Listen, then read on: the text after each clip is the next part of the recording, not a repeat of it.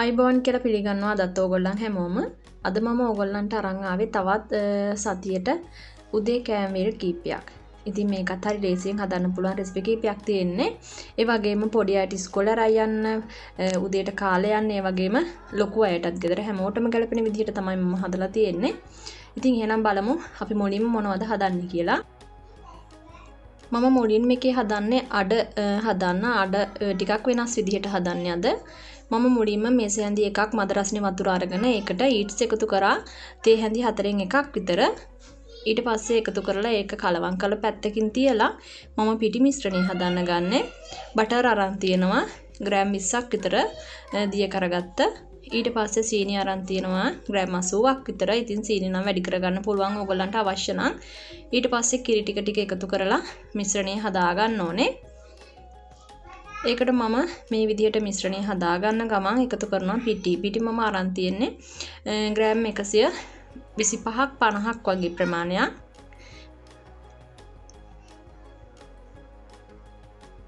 ඊට පස්සේ මම ඒකට එකතු කරනවා බේකින් සෝඩා මේස තේ හැඳි භාගයක් විතර. ඊට පස්සේ අර දිය කරගත්ත ඊට්ස් එකත් එකතු කරලා හොඳට මිශ්‍රණය කලවම් කරගන්න තියෙන්නේ. මෙන්න මේ වගේ පදමට මිශ්‍රණය හදා ගන්න ඕනේ.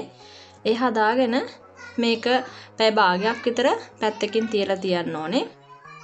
ඉතින් මේක ඕගොල්ලන්ට පුළුවන් කලින් දවසේ රෑ හදලා තියලා උදේට හදන්න ගන්න. ඉතින් මම උදේ වෙලාව තිබ්බ නිසා උදේ හදලා පැය භාගයක් විතර පැත්තකින් තියලා තමයි මේ විදිහට හදන්න ගත්තේ. මම තාච්චියේ මේක හදන්නේ. ඉතින් මේ විදිහටම තමයි අඩ හදන්නේ. ඔයගොල්ලන් දන්නවනේ අඩ හදන විදිහ. ඉතින් මේ අඩ රෙසිපි එකම තමයි මේ විදිහටමයි අඩ හදන්නේ. මම කරන්නේ මේක දෙපැත්ත මාරු කර ගන්නවා මෙන්න මේ විදිහට. ඒ නිසායි අඩවලට වැඩිය පොඩ්ඩක් වෙනස් වෙන්නේ මේක. ඉතින් මේ විදිහට දෙපැත්ත හරවලා හදා ගන්න තියෙන්නේ. ඉතින් මේ තියෙන්නේ මුලින්ම හදාගත්තු එක. තාච්චිය ගන්නකොට චුට්ටක් තේ චුට්ටක් ගාලා ගන්න ඇලෙන නිසා.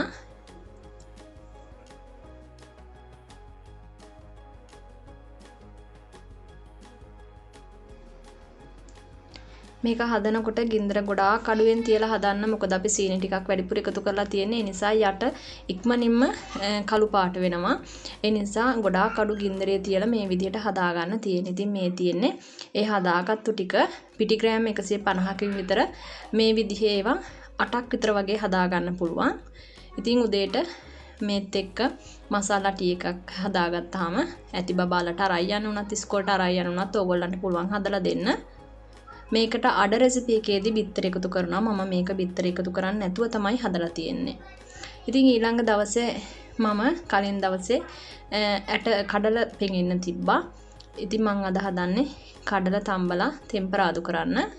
ඒක මම අද ටෙම්පරාදු කරන්නේ එළවලු එකතු කරලා. ඒකට කුඩාවට කපාගත්ත එළවලු විදිහට කැරට් ග්‍රේට් කරලා අරගෙන කුඩාවට කපාගත්ත ගෝව ටිකක් මම ගන්නවා.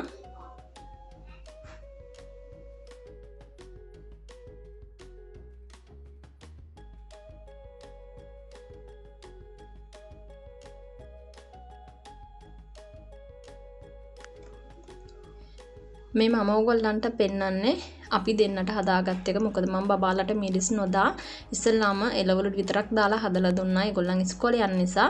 නමුත් ඊට පස්සේ මම ඕගොල්ලන්ට බලන්න ඕගොල්ලන්ට ගේන්නත් එක මේ රෙසිපි එක මේ විදිහට මිරිස් එකතු කරලා හදන්නේ.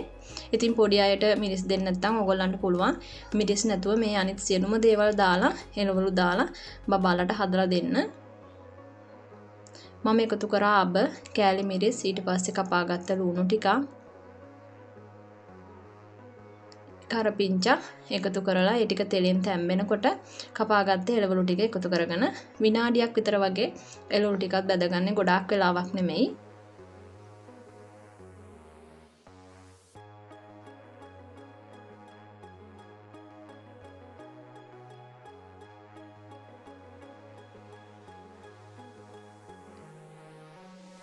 ඉතින් මේ විදිහට එළවලු ටිකක් හොඳට තෙලින් තැම්බුණාට පස්සේ මම එකතු කරනවා කඩල. මම කඩල ටිකක් අඩුවෙන් එකතු කරේ දෙන්නටම. මොකද හේතුව එළවලු ටිකක් වැඩිපුර එකතු කළ නිසා කඩල ටිකක් අඩුවෙන් එකතු කළා. මේ විදිහට තමයි එදා දවසේ ඒ උදේ කෑම ලෑස්ති වුණේ. ඉතින් මේකත් බබාලට කෑම පෙට්ටියට දාලා දෙන්න හොඳයි. උදේට කාලේ යන්නත් හොඳයි. ඊට පස්සේ මම කුරක්කන් වලින් කුරක්කන් තලපයක හදනවා. මේක විශේෂයෙන්ම මගේ කිරියම්මා ඉන්න කාලේ නිතරම හදපු රෙසිපි එකක්. ඉතින් දැන් තියෙන කුරක්කන් පිටියකේ වෙන පිටි වර්ගයක් කලවම් කරලාද කියලා හිතනවා. මොකද ඉස්සර අපි මගේ කිරියම්මා කුරක්කන් ඇට ගෙනල්ලා යාගේ තිබ්බා කුරක්කන් ඇට අඹරන ගලක්. ඒකේ තමයි පිටි කරලා අපිට මේ විදිහට හදලා දුන්නේ. නමුත් දැන් අපි කඩෙන් ගන්න එකේ ටිකක් ඒ කුරක්කන් පිටියක වෙනස්ද කියලා හිතන නිසා මම ගොඩාක්ම කුරක්කන් පිටි ගේන්නේ නැහැ.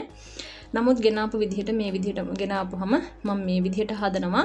මුලින්ම මම වතුර එකතු කරේ කිරි එකතු කරන්නේ නැතුව මේ පිටියක ටිකක් කුරක්කන් පිටි විතරක් නෙමෙයි තියනවා කියලා මට හිතෙන නිසා පොඩ්ඩක් තැම්බෙන්න හොඳට මේ විදිහට මුලින්ම වතුර එකතු කරලා ලුණු ටිකක් එකතු කරලා ලිපේ තියා ගන්නවා.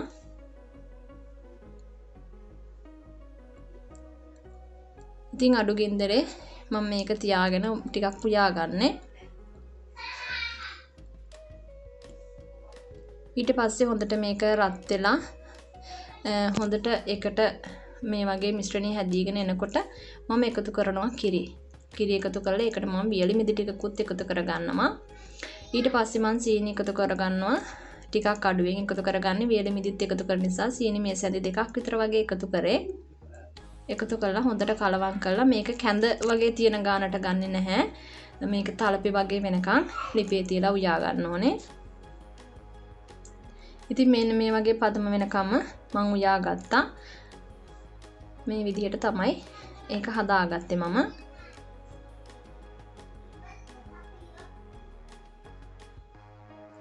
ඇත්තටම මේක ගොඩාක් රසයි. අපි පොඩි කාලේ ගොඩාක් ආසාවෙන් කාපු දෙයක්. ඉතින් දැන් මගේ බබාලත් මේක කන්න ගොඩක් ආසයි. ඉතින් මේක තමයි ඊළඟ දවසේ උදේ කෑම වේල විදිහට ලෑස්ති වුණේ. ඉතින් ඊළඟ දවසේ උදේ කෑම වේල විදිහට ලෑස්ති වුණේ කිරි රොටි. ඒකට මම මුලින්ම පිටි මිශ්‍රණය හදන්න කලින් එක තෙල් ටිකක් ලිපේ තියලා ඒකට කපාගත්ත ලුණු ටිකකුයි කරපිංච ටිකකුයි දාලා ඊට පස්සේ ඒකට මම ග්‍රේට් කරගත්ත කැරට් ටිකකුත් එකතු කරලා මේ විදිහට ටෙම්පරාදු කරගත්තා. ඉතින් මේකට සුදු ලුණු එහෙම ඕගොල්ලන්ට අවශ්‍ය නම් එකතු කරගන්න පුළුවන්. ඊට පස්සේ මම අද හදන්නේ රුලම් පිටි වලින් මම පිටි ටිකක් අරගෙන පෑන් කේක් මිශ්‍රණය හදා ගන්න ඕනේ. ඒකට කිරි එකතු කරනවා. මම ෆ්‍රෙෂ් මිල්ක් එකතු කරන්නේ.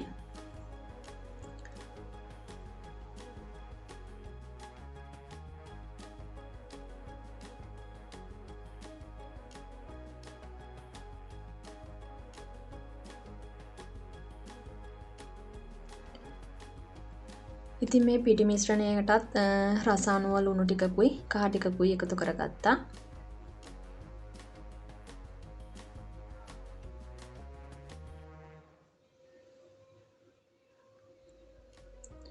ඊට පස්සේ මම අර ටෙම්පරාදුව දාගත්ත එළවලු ටික එකතු කරා. මම එළවලු ටික ඉස්සෙල්ලාම හැදුවේ පොඩ්ඩක් නිවෙන්න. ඉතින් මම පිටි මිශ්‍රණය හදනකොට එළවලු ටික ටිකක් නිවිලා ඊට පස්සේ මම ඒ එළවලු ටිකත් එකතු කරලා පිටි මිශ්‍රණයට මේ විදිහට හොඳට කලවම් කරගන්නවා.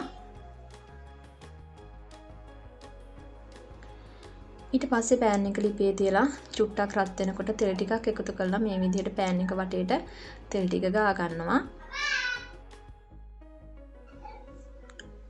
කිරි රොටි ටික හදනකොට ලිපේ ගින්දර අඩුවෙන් තියාගන්න. ඉක්මනටම ගින්දර වැඩි කරගන්න නැතුව සාමාන්‍ය ප්‍රමාණික ගින්දර තියාගන්න.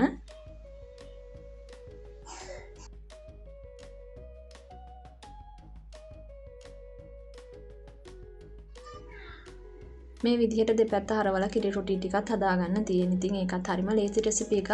පොඩ්ඩන්ට ඉස්කෝලේ යන්න අරයි යන්න දෙන්න පුළුවන්. ගෙදර කන්න දෙන්න පුළුවන්. ඕගලන්ට සැරට අවශ්‍ය නම් මිශ්‍රණය හදාගන්නකොට 3-5 ටිකක් ඒ වගේම කෑලි මිරිස් ටිකක් එකතු කරලා අවශ්‍ය නම් අමු මිරිස් ටිකකුත් හීනීට කපලා දාලා ඒ විදිහට රස කරගන්න පුළුවන්.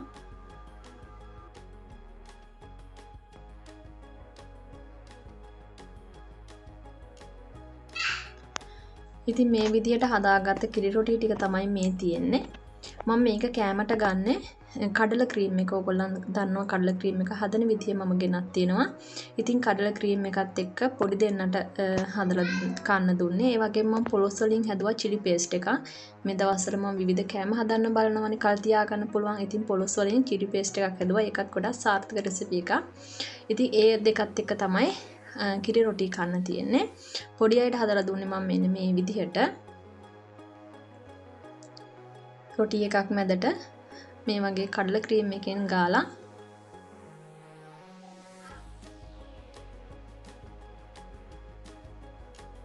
මෙහෙම රෝල් කරලා ඒගොල්ලන්ට කන්න දුන්න. ඉතින් අපිටත් මේ විදිහටම කඩල ක්‍රීම් ගාලා ඒක උඩින් පොලොස් වලින් හදපු chili paste තියලා රෝල් කරලා මේ විදිහට තමයි හදාගත්තේ. ඉතින් මේ විදිහට තමයි ඒ කෑමවල ටික ලෑස්ති උනේ. ඕගොල්ලන්ට හරිම සරලව හදන්න පුළුවන් රෙසිපි කීපයක් තියෙන. ඒ වගේම නිර්මාංශ රෙසිපි 4ම. ඉතින් එහෙනම් ඕගොල්ලන් අවශ්‍යයි හදලා බලන්න. ආයෙ මන් දවසක ඕගොල්ලන්ට තවත් රෙසිපි ටිකක් අරන් එන්නම්. සුබ දවසක් ඕගොල්ලන් හැමෝටම.